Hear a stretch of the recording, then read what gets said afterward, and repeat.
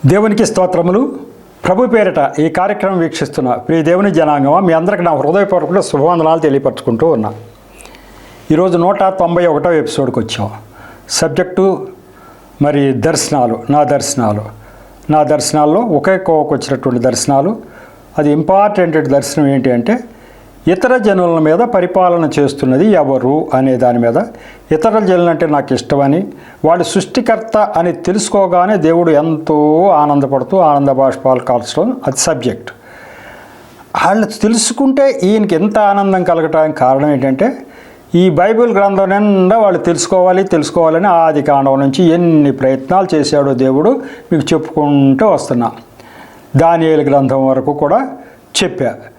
అన్యజనులు, ఇతర జనులు గ్రహించి ఇది ఈ దేవుడు తప్ప వేరొక దేవుడు లేడు, ఆకాశమందున్న ఇజ్రాయేల్ ప్రజల యొక్క దేవుడే దేవుడని అనేక శాసనాలు కూడా రాశారు. అనేక మంది గ్రహించారు. అయితే ఇప్పుడు కొద్దిగా మనం వెనక్కి వెళ్ళాలనుకుంటున్నాం. ఒక ఇన్సిడెంట్ మీకు చెప్పాలి. వెనక్కంటే ప్రభువుకు రాకముందు 600 సంవత్సరాలు దానియేలు అంటే అక్కడ వరకు మనం చెప్పుకున్నాం. ఆ తర్వాత వేరే మనం వెళతాం. తర్వాత జకర్యా ఒకటి ఉంది, జకర్యా ఒకటి చెప్పాల్సి ఉంటుంది. తర్వాత అది 520 ప్రభువుకు ముందు. దానికంటే ముందు ఒక్కటి చెప్పాలనుకుంటున్నాం. సమూయేలు గారు, అది ప్రభువు రాకముందు 1100 సంవత్సరాల క్రితం జరిగినటువంటి ఒక చిన్న సంఘటన. దాని ద్వారా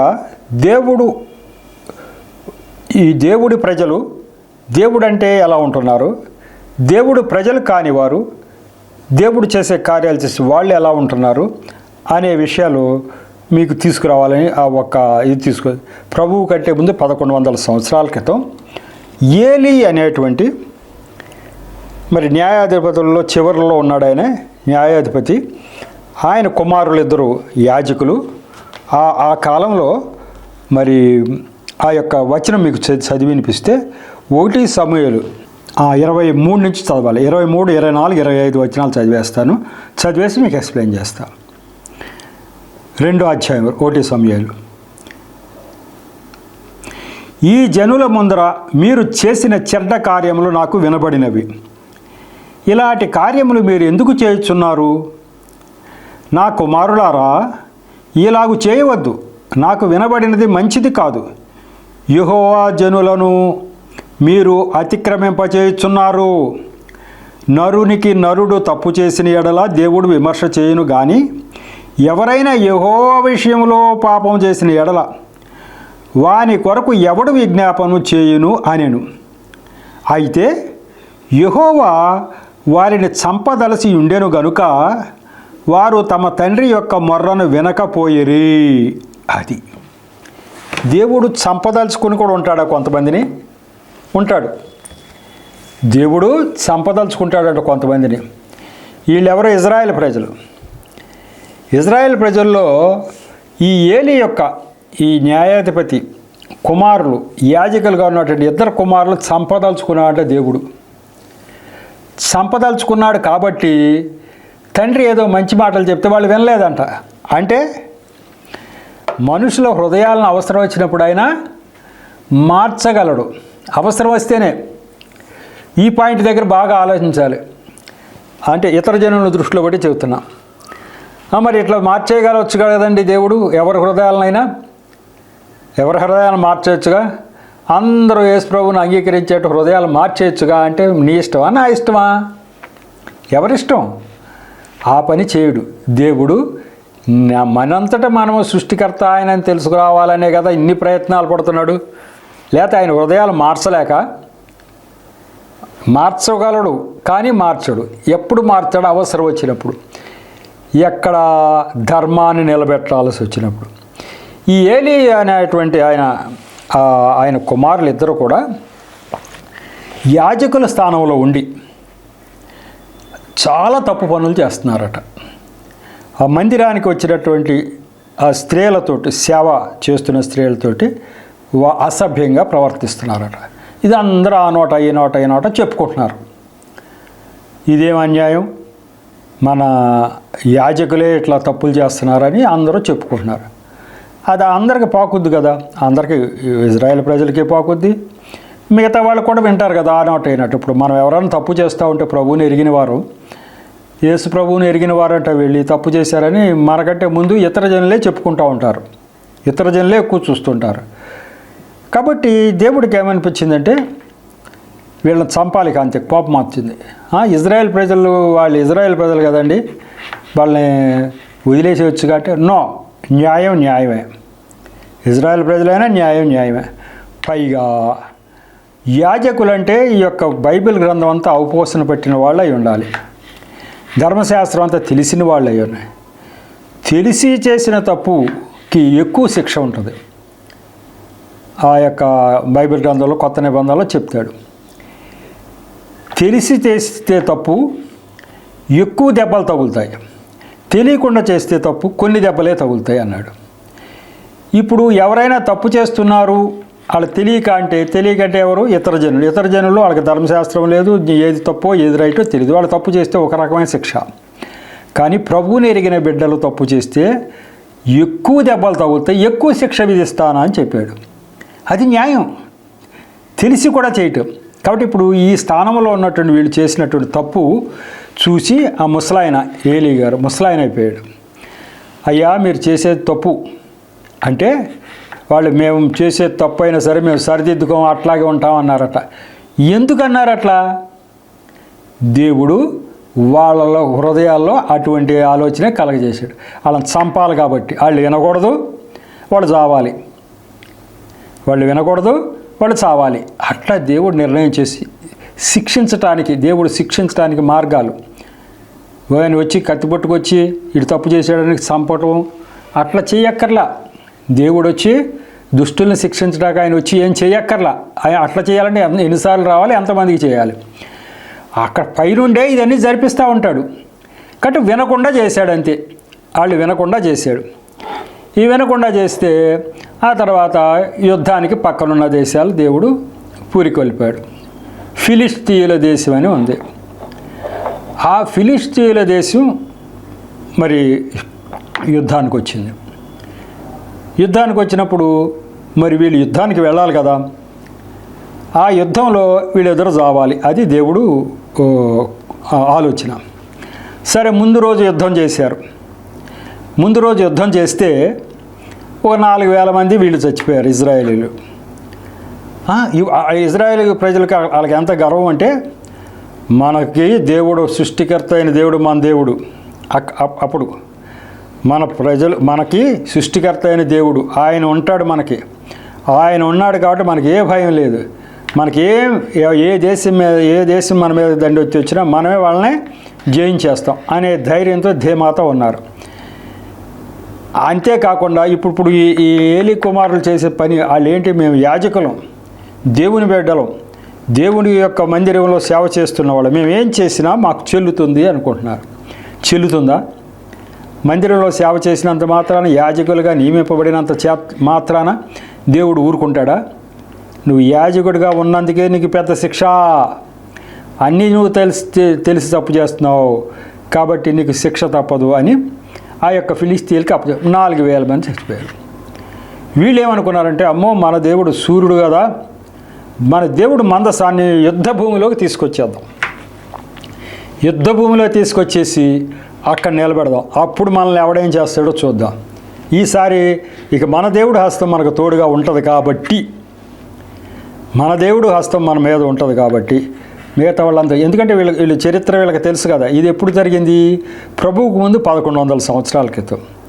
అంతకు ముందు 400 సంవత్సరాల క్రితం పెద్ద గొప్ప కార్యాలు దేవుడు చేయటం వాళ్ళు విన్నారు, చూశారు. వాళ్ళ తాతలు ముత్తాతలు చూశారు. ఐగుప్తు దేశం నుంచి విడిపించే సందర్భంగా అక్కడ కూడా ఇంతే. ఐగుప్తు దేశం నుంచి విడిపించేటప్పుడు ఆయన కొన్ని సూచక్రియలు చేసేటప్పటికి వాళ్ళు వదిలిపెట్టేయాలి, న్యాయంగా వదిలిపెట్టేటాక ఫరో కూడా అనుకున్నాడు. కానీ దేవుడు అక్కడ కూడా కఠినపరిచాడు. ఎందుకు? వాళ్ళని శిక్షించాలంట. ఇక్కడ ఏలీ కుమారులను ఎట్లా చంపాలనుకున్నాడో అట్లాగే ఐగుప్తులో వీళ్ళు వదిలేద్దాంలే అని ఆయన అనే సమయానికి వాళ్ళ మనసు కఠినపరిచి వదలకుండా పట్టుబెట్టాడు. వదలకుండా పట్టుబడితే ఆయన ఇంకా అద్భుత కార్యాలు చేసి వాళ్ళని ఇంకా చంపి ప్రపంచంలో ఉన్నటువంటి ప్రజలందరూ కూడా ఈ ఇజ్రాయేల్ ప్రజల యొక్క దేవుడు తప్ప వేరొక దేవుడు లేడు అని తెలుసుకోవాలి. అటు ఐగుప్తు వాళ్ళు తెలుసుకోవాలి, ఈ కథ విన్నవాళ్ళు ప్రపంచం అంతా తెలుసుకోవాలి. ఎందుకు? ఐగుప్తు వాళ్ళకి ఒక దేవుడు దేవుడు, అట్లాగే వేరే వాళ్ళు దేవతలు ఉన్నారు. ఈ దేవుడు తలుచుకుంటే, ఇజ్రాయేల్ ప్రజల యొక్క దేవుడు తలుచుకుంటే ఎవ్వరూ నిలబడలేడు, ఏ దేవత అడ్డు రాదు అనేది తెలియాలని ఆయన హృదయం కఠినపరిచి 10 రకాల శిక్షలు అనుకోండి, అన్ని శిక్షలు కాదు, అసలు ఏదంటే అది చేసాడు. ఆ యొక్క దేశంలో ఉన్న మొదటి సంతానం అంతా చావాలని చచ్చిపోయారు అంతే. దేశం కప్పలమయం అయ్యేవాళ్ళని కప్పలమయం, ఆ నైలు నది మొత్తం రక్తం అయిపోవాలంటే రక్తం అయిపోయింది. అసలు ఏదంటే అది అయిపోతుంది. ఆ ప్రజలు ఉన్న చోట మొత్తం అంధకారం అయిపోవాలని అంధకారం. అట్లా చేశాడు. ఎందుకంటే ఈయన సృష్టికర్త, ఈయన ఏదంటే అదే జరిగిపోద్ది. ఈ సృష్టి అంతా ఆయన మాట వింటుంది. వీళ్ళందరి మీద చీకటి రావాలంటే వాళ్ళ మీద ఖచ్చితంగా చీకటి వచ్చేసి వీళ్ళకి మాత్రమే వెలుగు. అట్లాంటి కార్యాలు చేశాడు. అలాగే తీసుకొస్తుండగా సముద్రం అడ్డ వస్తే సముద్రం చీల్చేశాడు. ఇది ఎవరి వల్ల అవుతుందా? చీల్చాడు. సరే, మళ్ళీ వాళ్ళని తరుముకుంటా వచ్చే వాళ్ళని ఆ తరుముకుంటా వచ్చేటట్టు కూడా ఈయనే చేశాడు. ఈయన ఎందుకు వాళ్ళు కఠినపరుస్తాడు కదా, కఠినపరిచి వాళ్ళనే రేపుతాడు, వీళ్ళు ఎంటపడండి అన్నట్టు. ఎందుకు సముద్రం మధ్య దాకా వాళ్ళు వచ్చిన తర్వాత ముంచేయాలని ఈయన ఉద్దేశం. వీళ్ళనట్ట దాటనిచ్చాడు. వాళ్ళందరూ సముద్రం మధ్యలోకి రానిచ్చాడు. అలా అన్నాడు అంతే. మోషే కర్ర ఇట్లా చూపించవయా, మూసేస్తా సముద్రం. ఆయన కర్ర చూపించగానే సముద్రం మూసేసాడు. మొత్తం చచ్చిపోయారు. ఇట్లాంటి కార్యాలు చేశాడు ఆయన. ఇవన్నీ ఆనాటి చెప్పుకుంటారు. కాబట్టి ఇజ్రాయెల్ ప్రజలకి ధైర్యం ఏంటంటే, మనం ఏం చేసినా పర్వాలేదు, మన దేవుడు అంత గొప్ప దేవుడు ఉన్నాడు కదా అని చెప్పి వీళ్ళకి లెక్క. ఆయన న్యాయం చూసే దేవుడు. అక్కడ ఇజ్రాయెల్ ప్రజల్ని అక్కడ తీసుకురావడానికి, ఆయన చేసినటువంటి వాగ్దానం నెరవేర్చడానికి అవన్నీ చేయవలసి వచ్చింది. సకల లోక కళ్యాణార్థం ఆయన సృష్టికర్త అని గ్రహించు నిమిత్తం అవన్నీ చేశాడు. కానీ ఇక్కడ వీళ్ళకేమొచ్చింది? వీడన్నీ తప్పుడు పనులు చేస్తారు. వీళ్ళు తప్పులు పనులు చేస్తూ ఉండి మార్చుకోకుండా మనం ఏం చేసినా మనకు పర్వాలేదు, మన దేవుడు ఏం చేయడు అనుకున్నా. యుద్ధం వస్తే ఎందుకు వచ్చింది తండ్రి, యుద్ధం ఎందుకు వచ్చింది, మేమేం తప్పు చేసామని గ్రహించట్లా, మందసం తెచ్చి మనం ముందు పెట్టేద్దాం యుద్ధంలో అని చెప్పి వాళ్ళు అనుకుని మందసం తీసుకొచ్చి పెట్టారు. మందసం తీసుకురాగానే బాగా జై ధ్వనులు వచ్చినాయి. అప్పుడు ఆ ఫిలిస్తీన్లకి ఏంటి వీళ్ళు 4000 మంది వచ్చారు నిన్న, ఈరోజు రాత్రి మరి ఏం జరిగింది, జై ధ్వనులు జరుగుతున్నాయి అని చెప్పి వాళ్ళు ఇన్ఫర్మేషన్ తీసుకున్నారు. తీసుకుంటే ఏం తెలిసిందంటే, ఇజ్రాయెల్ దేవుడి యొక్క మందసం తీసుకొచ్చారంట యుద్ధ భూమిలోకి అన్నప్పుడు ఫిలిస్తీన్లు ఏమనుకుంటున్నారో వినండి. 1 సమూయేలు 4 6-9. ఫిలిస్తీన్లు ఆ కేకలు విని హెబ్రీయుల దండులో ఈ గొప్ప కేకల ధ్వని ఏమని అడిగి, యెహోవా నిబంధన మందసము దండులోనికి వచ్చినని తెలుసుకున్నారట. అమ్మో వీళ్ళంతా కేకలేస్తున్నారు ఏంటి అని చూస్తే నిబంధన మందసము యుద్ధ భూమిలోకి తీసుకొచ్చారని తెలుసుకుని జడిసి దేవుడు దండులోనికి వచ్చినని అనుకుని, అయ్యో మనకు శ్రమ, ఇంతకు మునుపు వారు ఎలాగూ సంభ్రమింపలేదు, అయ్యయ్యో మహాసూరుడగు ఈ దేవుని చేతిలోని మనల్ని ఎవరు విడిపింపగలరు. వాళ్ళకి అర్థమైంది ఇతర జనులకి, అమ్మో ఈ మహాదేవుడి చేతుల్లోంచి మనల్ని ఎవడు విడిపించగలరు. వాళ్ళ చరిత్ర అంతా తెలుసుగా. దుర్భేద్యమైన ఐగుప్తు దేశాన్ని మరి దేవుడు గడగడలాడించేశాడు కదా వీళ్ళ దేవుడు.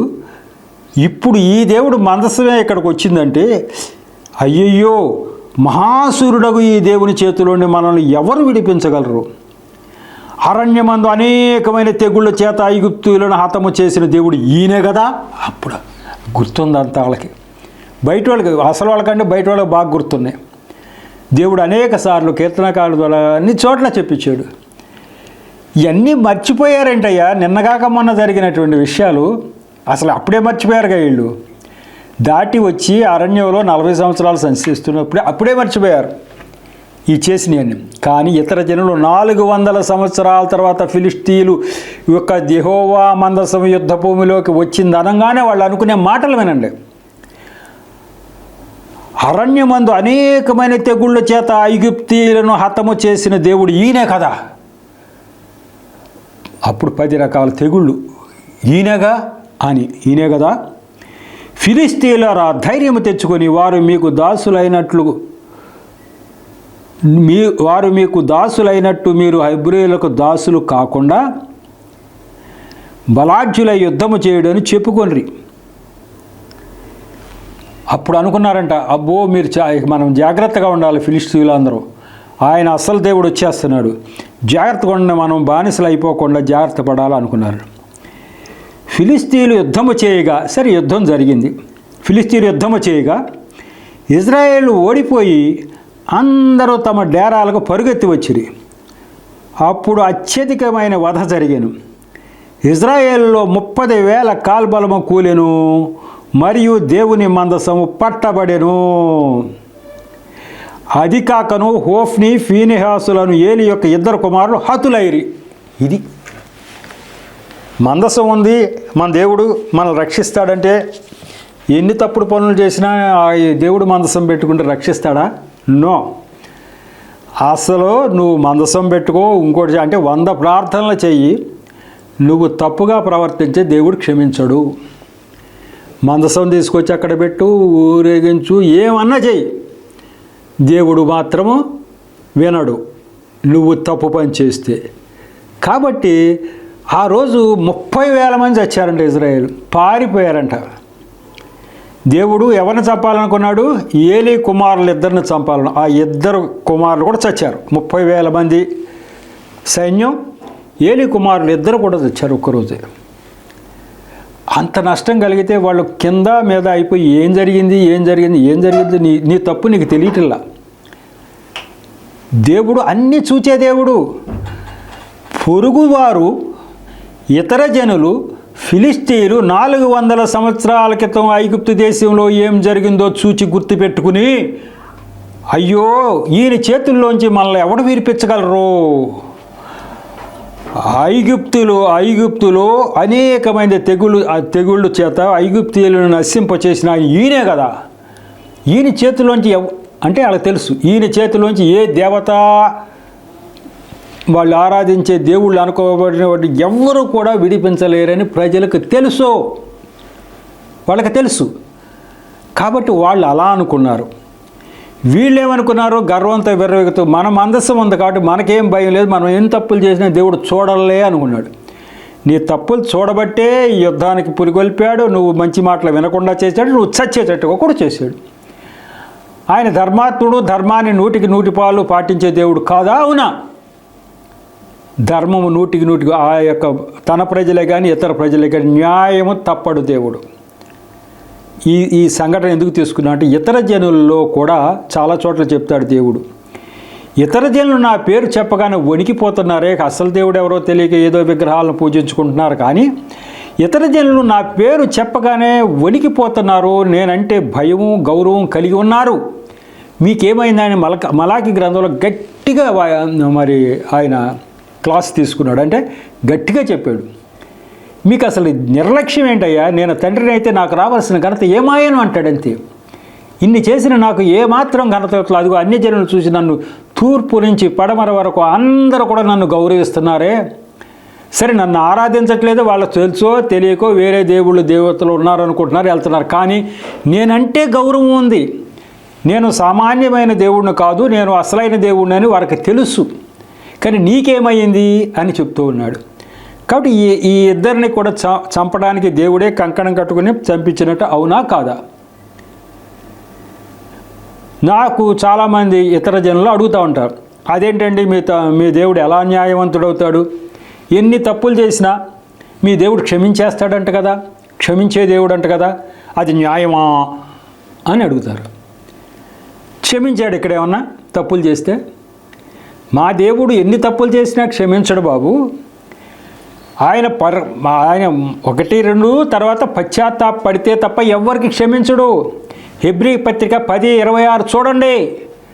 దాంట్లో చెప్పాడు ఇక దానికి ఇక బలి ఉండదు, దానికి ఇక ఇది ఉండదు, క్షమాపణ లేదు.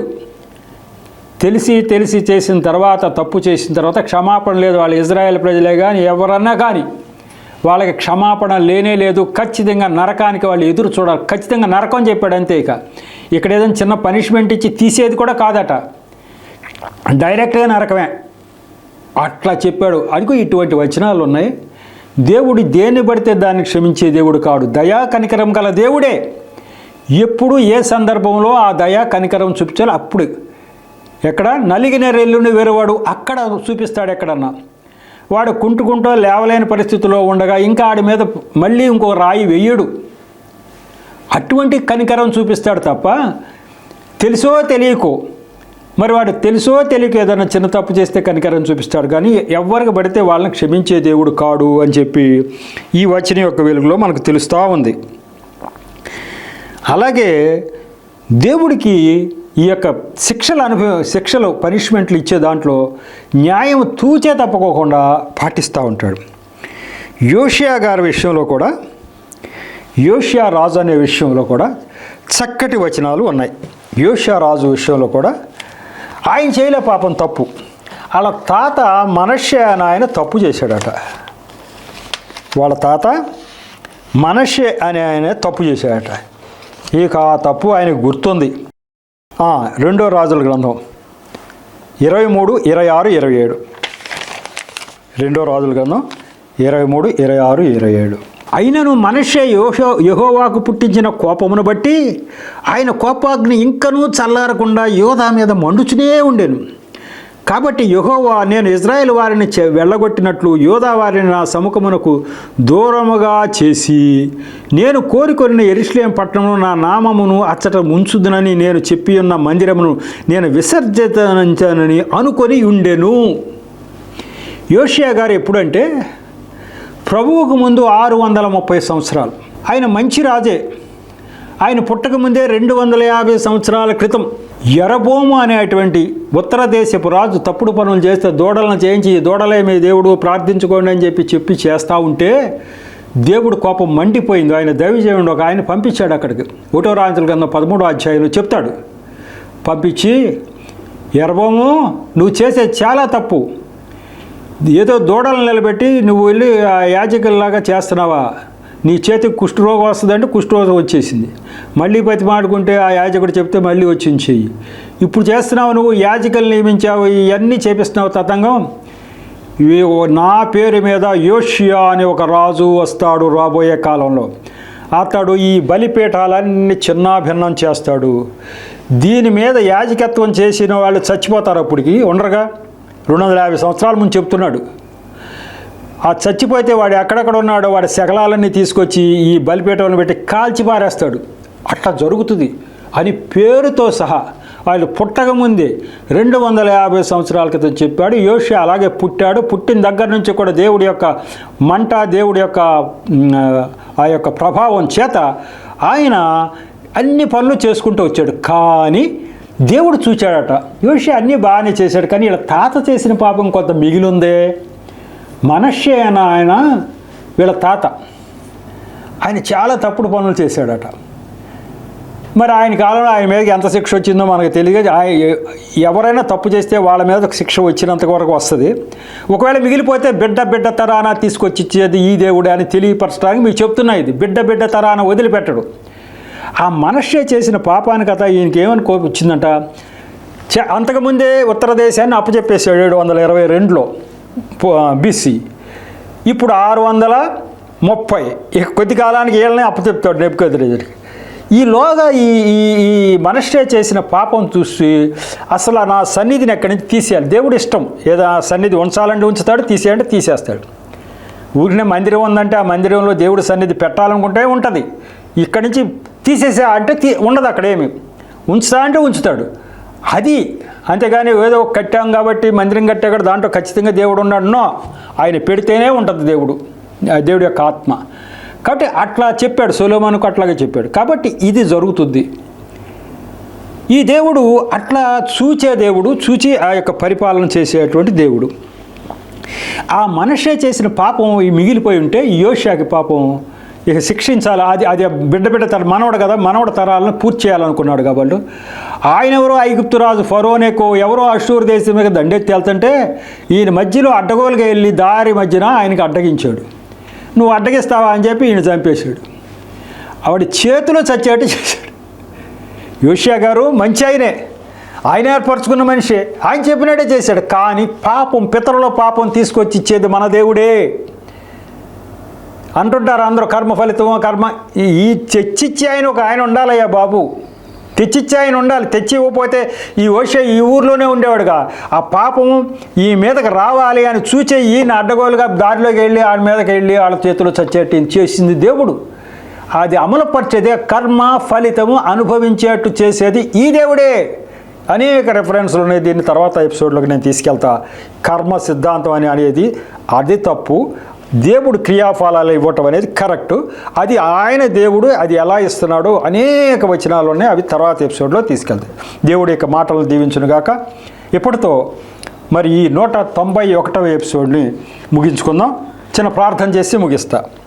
కృపగల దేవ, మహాపరిశుద్ధుడా, ప్రేమగల తండ్రి, ప్రభా మీకు వందనాలు స్తోత్రాలు చెల్లించుకోండి. ఈరోజు ఈ 191వ ఎపిసోడ్ని కూడా మీరు తగిన నడిపించారు, నన్ను మరుగుపరిచారు, నా నోటి ద్వారా మీరు మాట్లాడారు.